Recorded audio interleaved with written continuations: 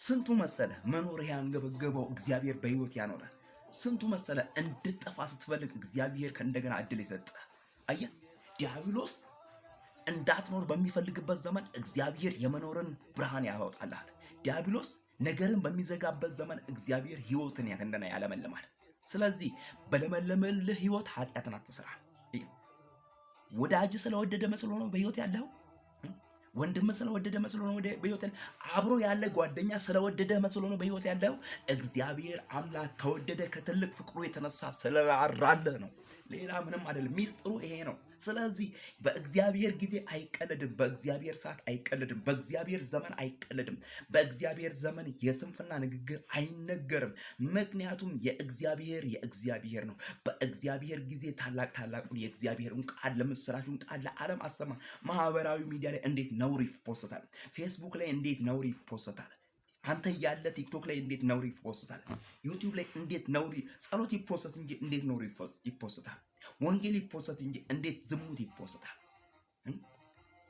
መልካም የእግዚአብሔር ቃል ይፖስት እንጂ እንዴት ስንፍና ይፖስታል? እንዴት መጣላት ይፖስታል? ማስታረቅ ይፖስት እንጂ እንዴት ክፉ ነገር ይፖስታል? አንተ ያለ መናገር እንኳን ባትችል በጽሁፍ ኢየሱስ ጌታ ነው ብለህ በማህበራዊ ሚዲያ ላይ የሰይጣንን መንግስት ምንገለብጠው በእግዚአብሔር ቃል ነው እንጂ በወሬ አይደለም። የሰይጣንን መንግስት ምንገለብጠው በእግዚአብሔር ኃያሉ ቃል ነው እንጂ በተለያየ በአሮጊቶች ተረት አይደለም።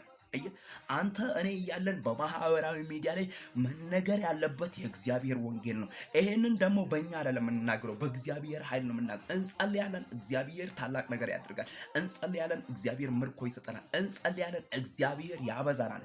እንጸልያለን፣ እግዚአብሔር ያሰፋናል። በአንተ ላይ የሚነሳ በእግዚአብሔር ላይ የሚነሳው፣ በእኔ ላይ የሚነሳ በእግዚአብሔር ላይ ነገሬን ሊበል አየህ፣ እንዳላገለግል እንዳልሰብክ ነገሬን ሊውጥ ጠላቴም ወዳጄም በተነሱ ሰዓት እግዚአብሔር ነው እያለ እያየው እኔ እኮ ይገባኛል። መንፈስ ቅዱስ የሚናገረው ነገር ይገባኛል። አፋቸውን እየዘጋ ክፉ ሀሳባቸውን ወደ መልካም እየቀየረ ክፉ ሴራቸውን ወደ መልካም እየቀየረ እግዚአብሔር እድልን ሰጥቶኛል። ስለዚህ በእግዚአብሔር ጊዜ በእግዚአብሔር ሰዓት የመቀለድ ሞራሉን ብቃቱም የለኝም። ይሄ የተሰጠኝ ጊዜ ከእግዚአብሔር ነው። ይሄ የተሰጠኝ ጊዜ የእግዚአብሔር ነው።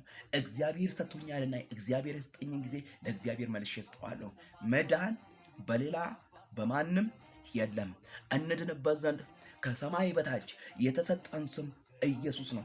የልጁ የኢየሱስ ክርስቶስ ስም ከኃጢአት ከሞት ከኩነኔ ከዘር ማንዘር እርግማን ከደብተራ እስራት ከሉሲፈር እስራት ከቡዳ ከተለያየ ነገር ማንኛውም ኃጢአት በሽታ እርግማን በለው ያሸንፈዋል።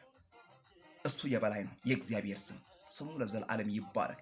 ጌታ በነገር ሁሉ ይርዳችሁ። ወዳችኋለሁ። ወንድማችሁ መስፍን ነኝ። ጌታ ለዘላለም ይባረክ።